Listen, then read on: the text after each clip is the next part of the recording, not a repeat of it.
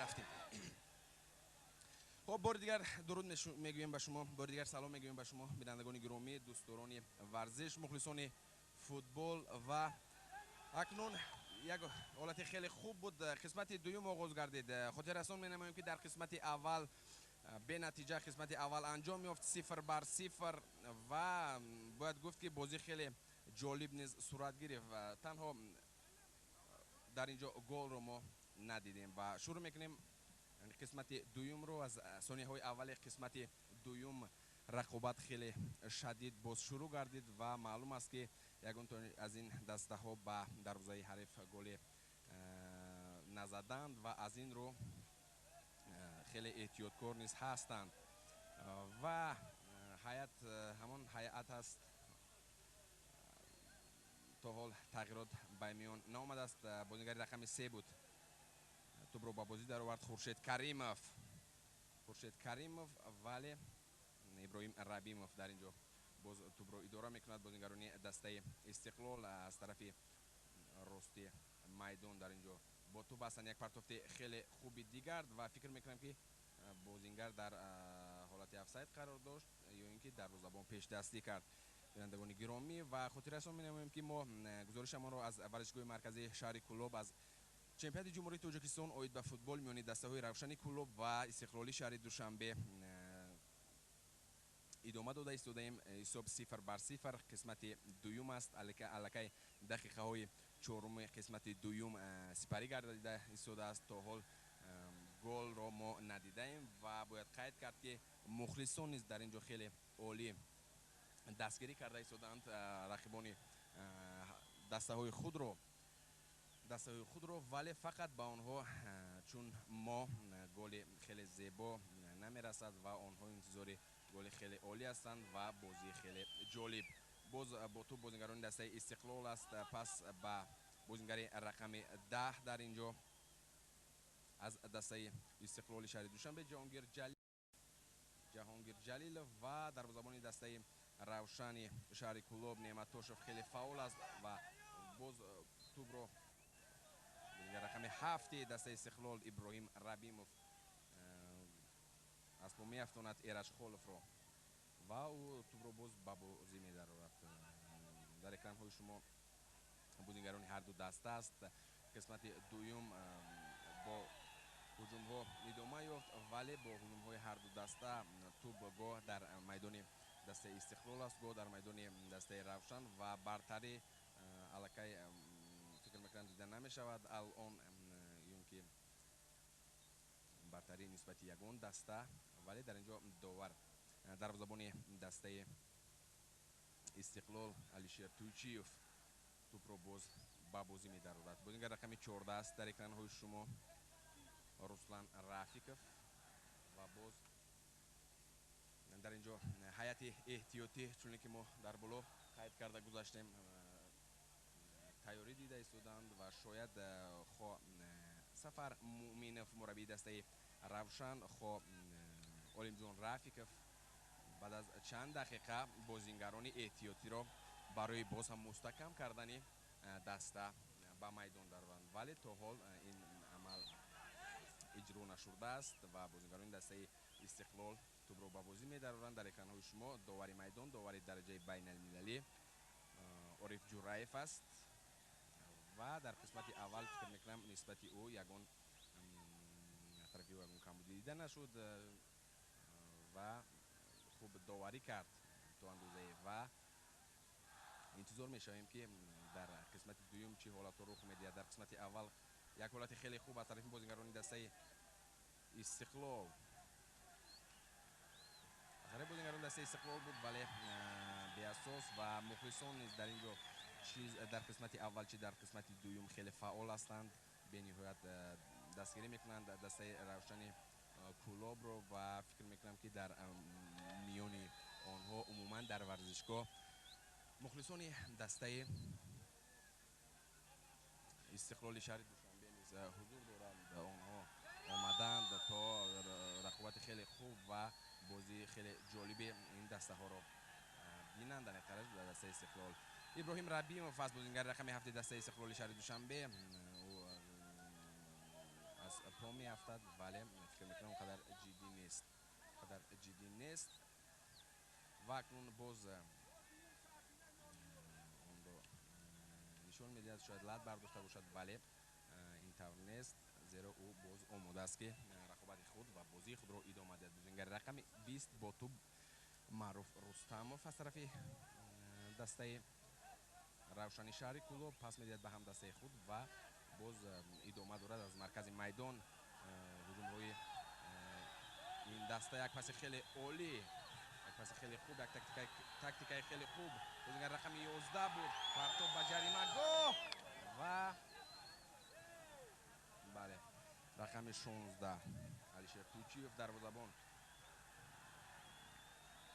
گمان میکنم برای داشتن این توپ یگان مشکلی ایجاد نکرد به دروازه‌بان دسته استقلال، زیرا سرعت این توپ خیلی سست بود و با توپ باز بازیگران دسته استقلال بود که در همین حالت از نزد نوردین давронов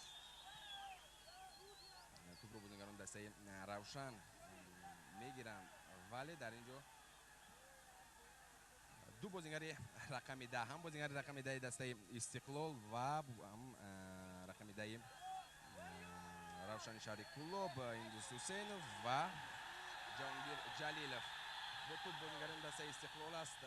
از مرکز میدان و ایستادگی میکند بازیگر رقم 9 و این دفعه باز دو بازیگر دو رقم های 9 بین هم رقابت کردن، کوشش کردن و در اینجا بازیگر رقم 18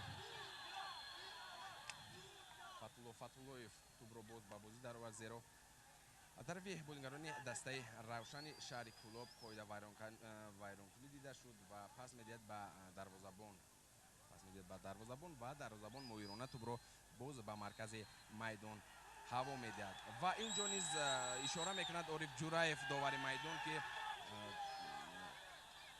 نسبت بازیگران دسته استقلال قاعده رو ویران کردند. انیقترش بازیگر رقم 13 ایرج خولوف، ولی در اینجا اظهار ناراضگی بیان میکند و با گفته او ایرج خولوف در اینجا قاعده بازی رو ویران نکرده است و با فکر او مخلصان 25 هزاره ورزشگاه مرکزی شهر کلوب راضی میشود و اظهار ناراضگی میکند نسبت داور، ولی داور است در اینجا و عارف جورایف داور خیلی تجربه دار است و او میدونه چیکار کرده ایستاده است و به هر حال باز ادامه مییابد بازی. ولی بله در اینجا با خلاقی رو داد بازیگر رقم 8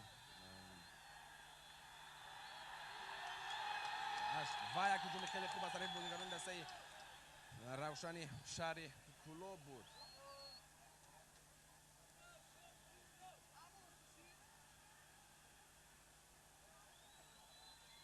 ولی باز هم در اینجا نوردین давронов پس میدهد به هم دسته خود فتولویف.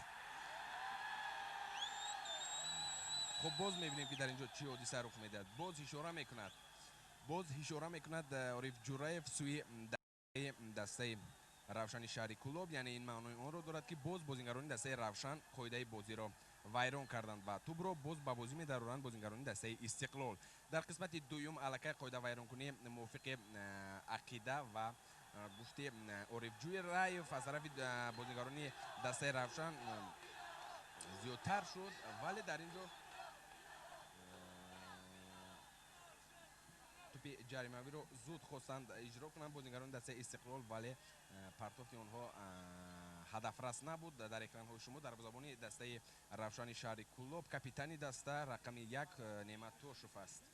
نعمت توشوف رو ما شاهد خیلی مهارت مالکی خیلی عالی او شدیم. در قسمت اول یک حالت خیلی خوبی گلزنی رو برطرف کرد و کوشش کرد که به دروازه خود گل سر ندهد و اینجا دوران تختاسونوف انیقترش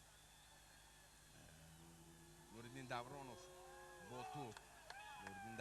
با توپ ولی از پا میافتد بازیگری دسته استقلال و عارف جورایف اشاره میکند که قاعده ویران کنی در اینجا نبود و بازی باز هم ادامه مییابد.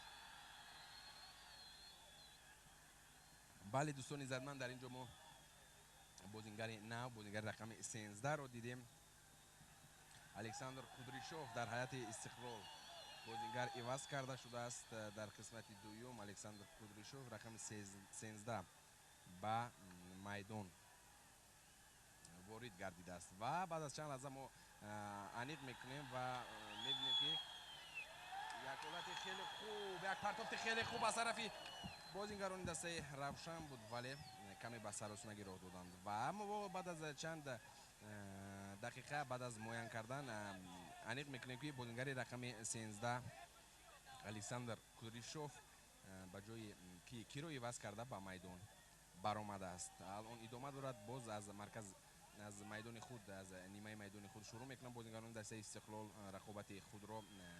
Як партофти хеле хуб ба Кудришов, боз ду бозингари рақами 13 дар инҷо, ду бозингари рақами 13 дар инҷо байни ҳам ба ҳам бархӯрданд ва як ҳолати хеле хуби дигар ва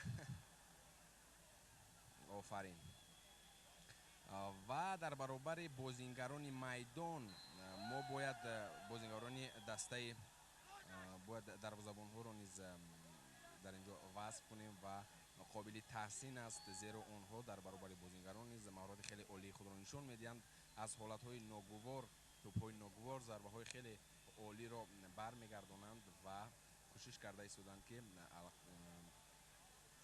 бозиро лоақал бар нафъи худ ва умуман ба дарвозаи худ ягон гол сар надиҳад ва ин маънои онро дорад ки як ҳолати хеле хуб, бале дӯстон, як ҳолати ғайри чашмдошт аз тарафи бозингарони дастаи истиқлол буд, вале Тошев Неъмат Тошев дар инҷо ба саросимагӣ роҳ надод ва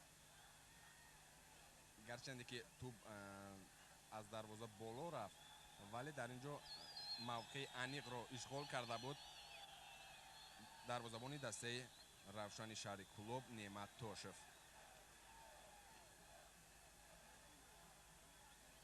боз як партофти хеле хуби дигар аз тарафи бозингарони дастаи истиқлол ва бо пешибар як ҳолати хубро бартараф месозад бозингари рақами 3 Хуршед Каримов тавонист ки тӯбро бартараф созад ва дарвозабон ин тӯбро дорад. Боз як ба хатогӣ роҳ додан бозингарони дастаи истиқлол ва ҳуҷум мекунанд бозингарони дастаи Равшан. Бозингари рақами 7 Ҳикмат Расулов, як партофт, вале партофти ӯ беасос аст. Бинандагони гиромӣ, дӯстони иззатманд, мухлисони футбол, тамошобинони телевизиони Сафина, мо боз як бори дигар хотиррасон менамоем ки гузоришамонро аз варзишгоҳи марказӣ, як партофти хеле хуб, вале партоф хеле суст буд аз ҷиҳати суръат. гузоришамонро аз варзишгоҳи марказии шаҳри Кӯлоб, аз чемпионати ҷумҳурии Тоҷикистон оида футбол миёни дастаҳои Лигаи Олӣ Равшани Кӯлоб ва Истиқлоли Душанбе пешкаши шумо гардонида истодаем. қисмати дуюми рақобат аст ва ҳисоб 0-0 то ҳол ҳисоби бозӣ шуда нашудааст. Як партофти хеле хуб аз тарафи Ҳикмат Расулов ва дар инҷо як зарба тақрибан аз масофаи 35-40 метр, як зарбаи хеле хуб зад бозингари дастаи Равшан, вале гумон мекунам хеле мушкил аст аз чунин масофаи хеле дур тӯбро вориди дарвоза кардан, вале дар бозии футбол чунин ҳолатҳо низ мешавад. Аниқтараш мо шоҳиди ин бозиҳо, ин голҳо шудаем. нафароне ки хеле шавқи зиёд доранд нисбат ба футбол инро дидаанд ва боз дар инҷо бозингари рақами 13 дастаи Истиқлол, бозингари рақами 13 дастаи Равшани Кӯлобро аз по меафтонад. инам бошад Александр Кудришов Ираҷ Холовро.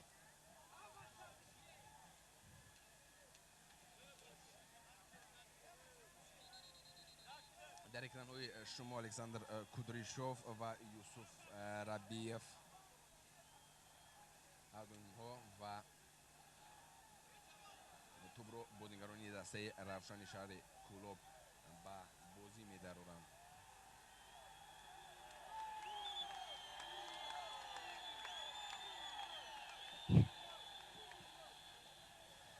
های هفدهم قسمت دوم الکی پسی سر میگردد.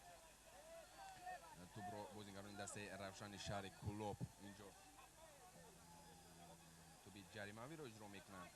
در جریمه‌گوی دسته استقلال ایرج خالوف رو میبینیم با 4 بازیگر دسته استقلال و در اینجا 4 بازیگر دسته روشن نیز در مجموع دیده میشد. باز 2 نفر دیگر نزدیک میشد به جریمه‌گو و اکنون پرتوفت در اینجا حالت خیلی خوب و یک شانس دیگر از طرف بازیگرانی برای بازیگران دسته روشن کلوب و اکنون مخلصان نیز خیلی با یک شروع شهر انتظارند. یک پرتوفت خیلی خوب و دروازه‌بان در اینجا برمیگرداند. دروازه‌بان در اینجا توپ رو برگرداند.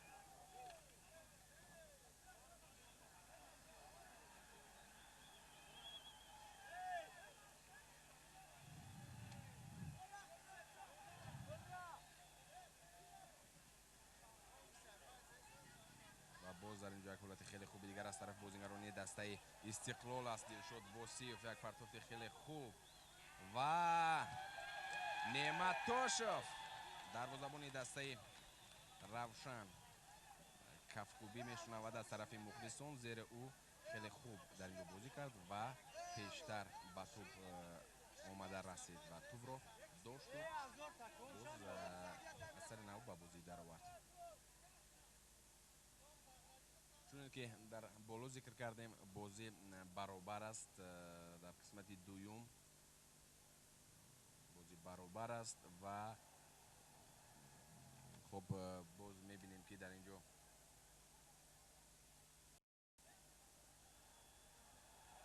باز یک حالت خیلی خوبی دیگر و دروازه‌بان اینجا پیش میبراید. چون که یک 40 ثانیه پیش دروازه‌بان دسته روشن شهر کلوب چونین عمل را اجرا کرد. توشف نعمت و در حد دسته استقلال باز بازینگر ایواز کرده می شود. به جای رقم 17 دلشد وسیف، بازینگر رقم 11 فرهاد تویرف به میدان در آمد و اکنون این بازینگر دویم است. فکر میکنم در حیات دسته استقلال که به میدان برآمد در قسمت دوم. توپ رو بازیگر رقم 13 ایرج خالوف از دسته روشن شهر کلوب به بازی می‌درآورد و در اینجا یک کامبیناسیون خیلی خوب رو نشان داد. ولی الکساندر کودریشوف در اینجا ایستادگی کرد ولی توپ رو باز بازیگران دسته روشن به بازی می‌درآورند. بازیگران دسته روشن توپ رو به بازی می‌درآورند. دوستان عزتمند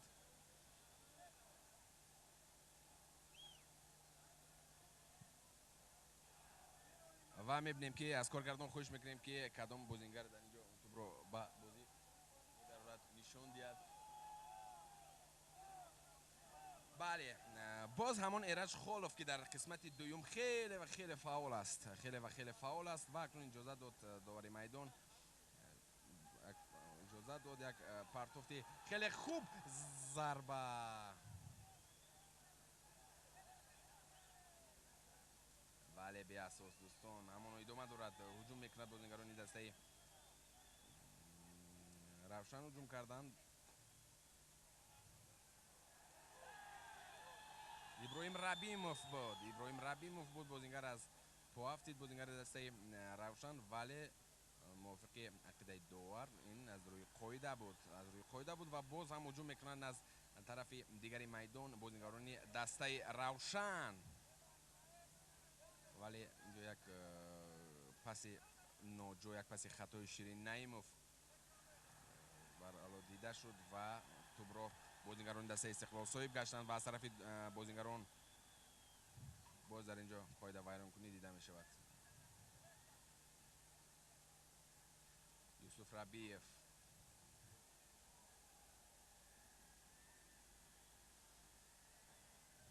در اکران های شما بازیگری رقم 15 فریدون رستموف نیز در قسمت دوم حرکت به میدان برآمده است. دوستان عزتمند و یک حالت خیلی خوبی دیگر برای کشودن حسابی بازی از طرف بازیگران دسته استقلال بود، ولی اون رو ثمراناک استفاده برده نتوانستند. باز بازیگران استقلال توپ رو با بازی در آوردند. یک ضربه و دروازه‌بان. آفرین به دروازه‌بان توشف نعمت الله توشف باز یک بار دیگر اثبات میکند، مهارت و ملکه خود را نشان میدهد و اثبات میکند که او در حقیقت از چنین ضربه ها نمی‌هراسد و دائما هوشیار است و کوشش میکند که دروازه خود را از گل امین نگاه دارد. باز با تو بازیگران دسته روشن یک پرتافت خیلی خوب، ضربه ولی علیشیر تویچیوف پیش دستی کرد و توپ رو سویب گردید.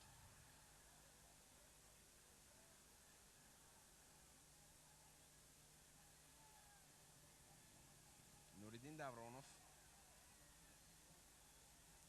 با توپ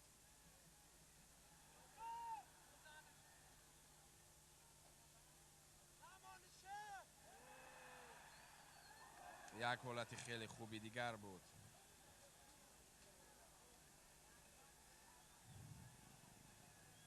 بله خب در حیات دسته استقلال بازیگر دیگری وصل کرده می شود. بازیگر رقم 23 به بازی می درآید. محمد علی صدیقوف نوریدین دورانوف رو وصل کرده به بازی در اومد. اکنون ما یک حالت خیلی خوب رو دیدیم در اینجا از طرف بازیگران دسته استقلال. یک امکانیت خیلی خوب داشتند برای کشودن بازی، برای کشودن حسابی بازی، ولی در اینجا نعمت الله توشف کاپیتانی دسته روشن و دروازه‌بان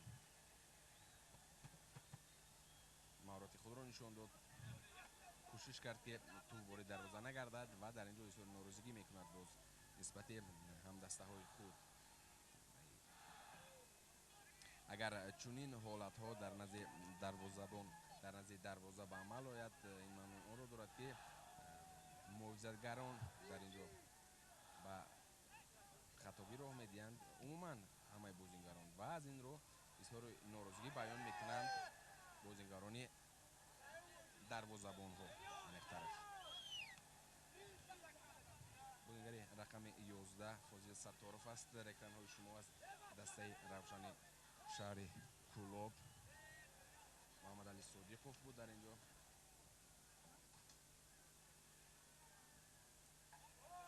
بله دوستان عزتمند یک حالت خیلی خوب از طرف بازیگر رقم 5 دسته ظریف رستموف.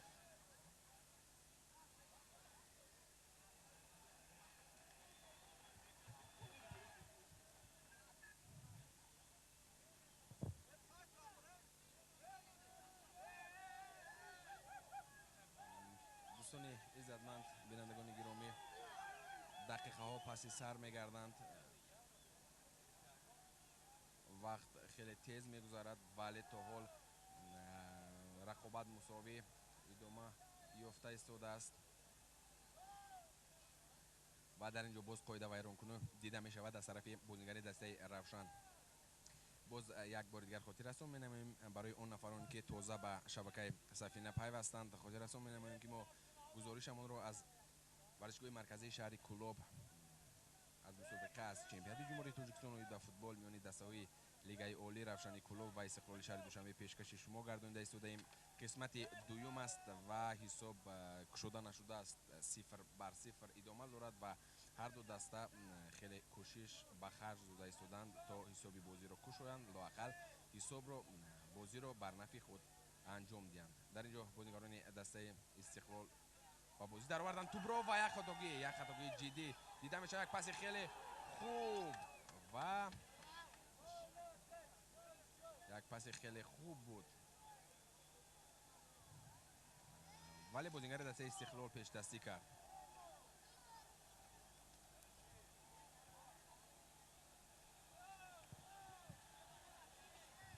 و اکنون توبی کنجی نوبتی به دروازه دسته استقلال زده می شود، ولی به اساس به نتیجه یوسف ربیف با توپ، ولی بازیگر دسته روشن توپ رو میدارد. یک حالت خیلی خوبی دیگر برای بازیگران دسته روشن، بازیگر رقم 10 ایندوس حسینوف و برخورد او با دروازه‌بان در اینجا دیده شد.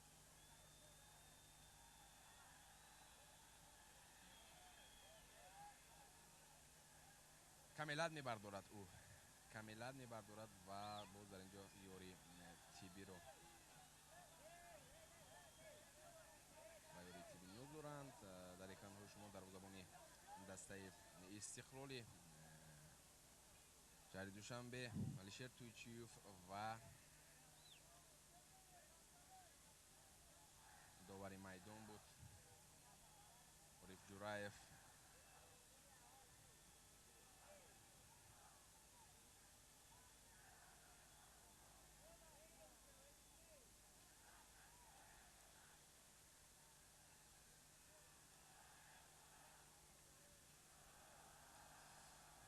باز لحظه توقف است و پرچم کشور در اینجا بالافشان است در ورزشگاه شهر کولاب. مخلصان نیز در اینجا تا آخری بازی امید بران دارند که دسته دوست داشتهشان غالب میبرایند و ما نیز انتظاری آنیم که یگان توی از این دسته ها به درجای یکدیگر گل میزنند و حسابی بازی تغییر مییابد. یک حالت خیلی خوب دیگر از طرف بازیگران دسته استقلال بود، ولی خیلی ماهرانه توپ رو زیر دوره خود گرفتن بازیگران دسته روشن و با توپ بازیگران دسته روشن هستند، آنها توپ رو اداره میکنند.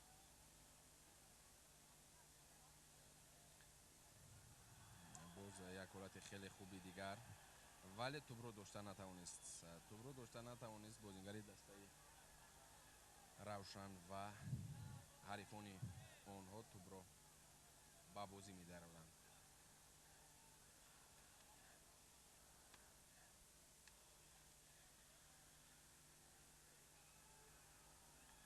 باز حالت گل زنی است برای بازیگران دسته استقلال. یک پرتو، بله، یک پاس خیلی خوب بود به هم دسته خود و بازیگر استقلال یک ضربه خیلی خوب زد. کمی خطا بود و باز در اکران های شما بازیگر رقم 3 دسته خورشید کریموف و دروازه‌بان و کاپیتان نعمتوشوف.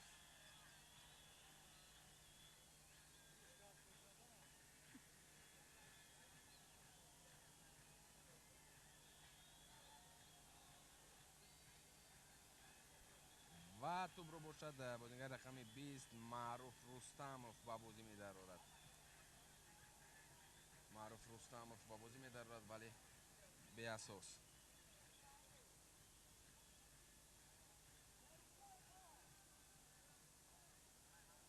در قسمت دوم حلقه هجوم های دسته استقلال بیشتر گردید. رجبوف در اینجا توپ رو با بازی دارد، ولی او نه بلکه الکساندر کودرشوف توپ رو با بازی در آورد و ایندوس حسینوف بود در اکران های شما. ایرج خولف، خورشید کریموف، یک پرتاز خیلی خوب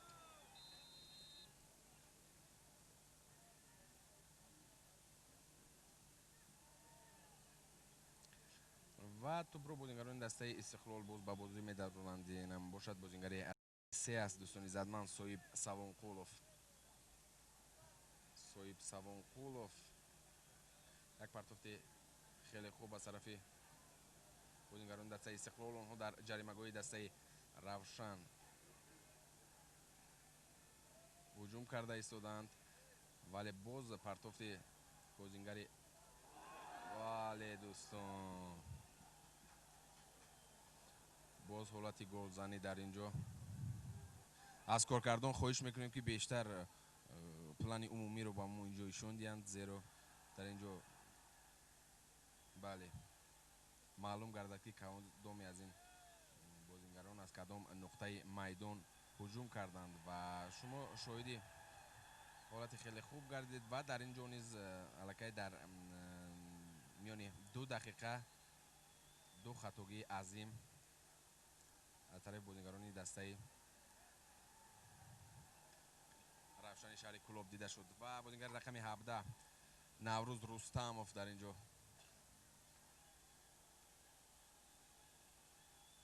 فاضل ستارов رو عوض کرده با میدان در آمد و شاید نوروز رستموف برای بازم بلند کردن سرعت بازی دسته روشن شهر کلوب مساعدت کند و سهم خود را گذارد. ولی در اینجا باز با تو بازیگران دسته استقلالی شهر دوشنبه هستند. آنها بیشتر هجوم کرده ایستادند، ولی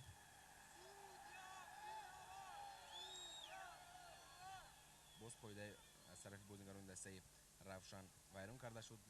امر داور میدان بودی.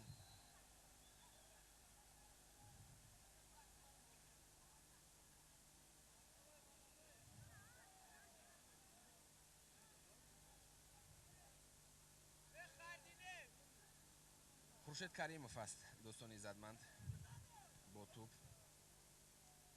پس به هم دسته خود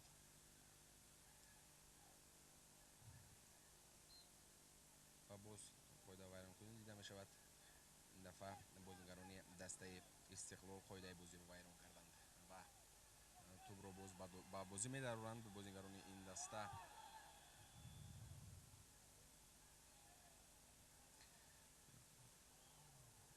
الکی تو انجام این بازی ثانیه های خیلی دقیقه ها نسبتا کم به شمار مانده است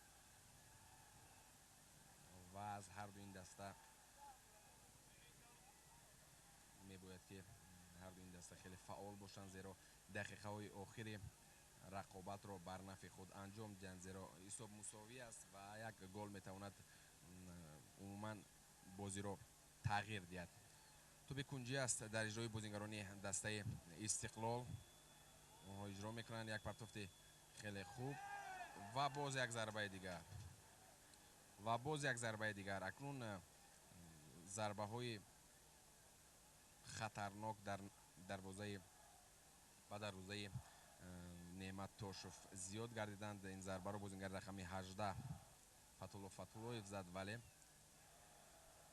کم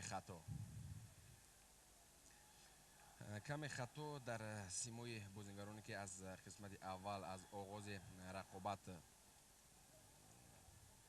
بازی کرده ایستادند خستگی دیده می شود. ولی در برابر این بازیگرانی که تازه به میدان شامل شدند، به میدان برآمدند، شاید عوض کنند اون بازیگران رو و باز یک حالت خیلی خوبی دیگر از طرف بازیگرانی دسته استقلال دروازه‌بان برمیگرداند. یک پاس خیلی خوبی دیگر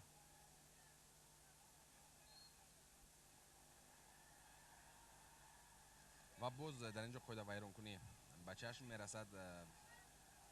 بازیگران دسته روشن شهر کلوب توپ رو با بازی در آوردند.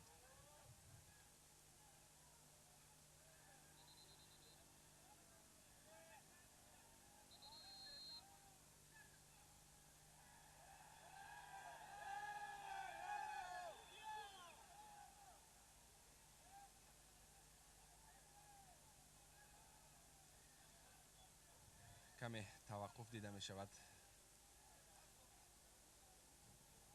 اکنون حمله ها خیلی کم است در نزد دروازه دسته استقلال.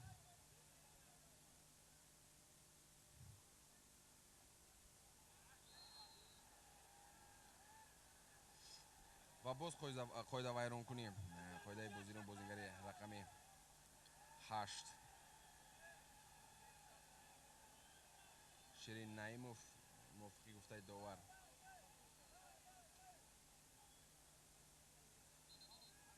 ویران کرد و او اشاره میکند که بازیگری نوبتی به میدان درآید. بازیگر رقم 6 است دوستان عزتمند، فاروق جورخان در دقیقه های آخری رقابت به میدان میبراید.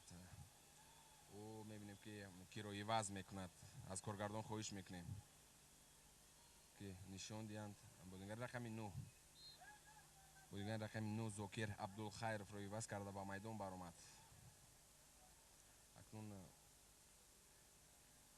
هر دو دسته سه بازیگری را عوض کردند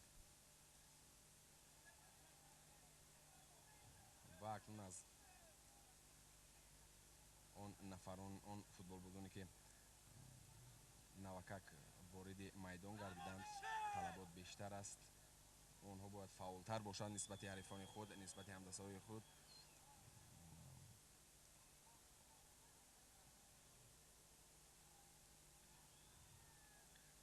صاحب سوانقولوف پرتافت خیلی خوب بود از طرف او.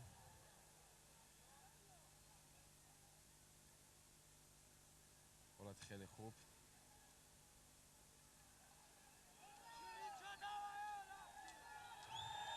یک حالت خیلی خوب. بازیگر رقم 10 دوستان عزتمند در اکران های شما ایندوس حسینوف یک پاس خیلی خوب گرفت از همدسته خود. باز یک ضربه دیگر میزنند.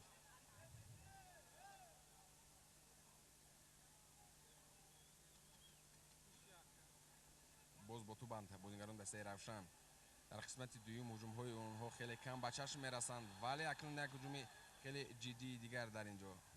متاسفانه توپ از میدان بیرون شد و فکر میکنم دروازه‌بان دسته استقلال علیشیر تویچیف توپ را به بازی می‌درآورد.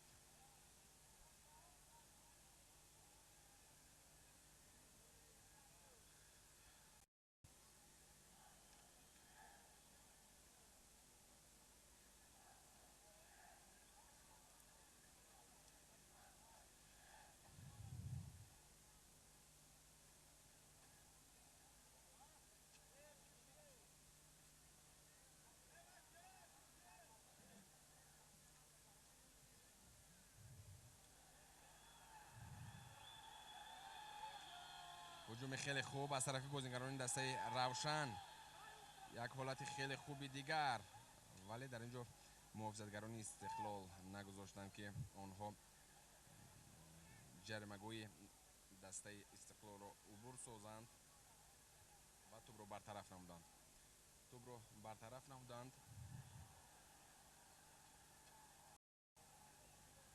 یک پرتافت خیلی خوب به جریمه‌گاه، ولی بی اساس.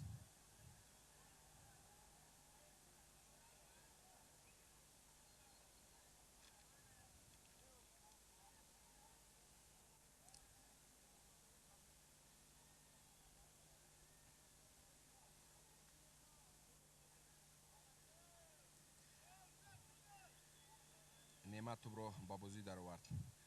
در مرکز میدان شروع می‌گردد. بازیگر رقم 8 بود در اکران های شما، زاکر عبدالخیرف.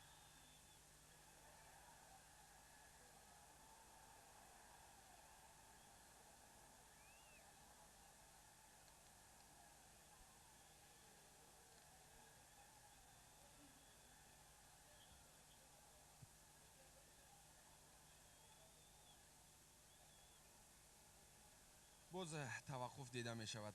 قسمت دوم نسبت قسمت اول فکر میکنم کمی از سرعت سست‌تر است.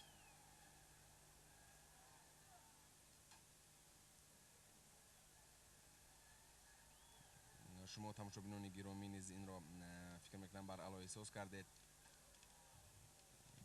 ولی به هر حال در دو قسمت نیز дастаҳо ҳисоби бозиро тағйир надоданд, ҳисоби бозиро накушоданд. хотир аз он менамоем ки ҳисоб 0-0 аст. рақобат миёни дастаҳои ду дастаи беҳтарини лигаи олӣ, яке аз ду дастаҳои беҳтарини лигаи олӣ идома дорад.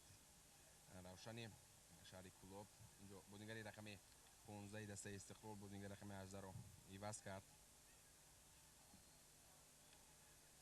умед ҳабибуллоев вориди майдон гардид ва ӯ Фатҳулло Фатҳуллоевро иваз кард. дӯстони иззатманд, боз як ҳуҷуми хеле хуби дигар аз тарафи бозингарони дастаи Истиқлол дар инҷо. як ҳолати хеле хуби дигар, вале тӯбро бозингарони дастаи Равшан соҳиб гаштанд. муваққатан мутаассифона боз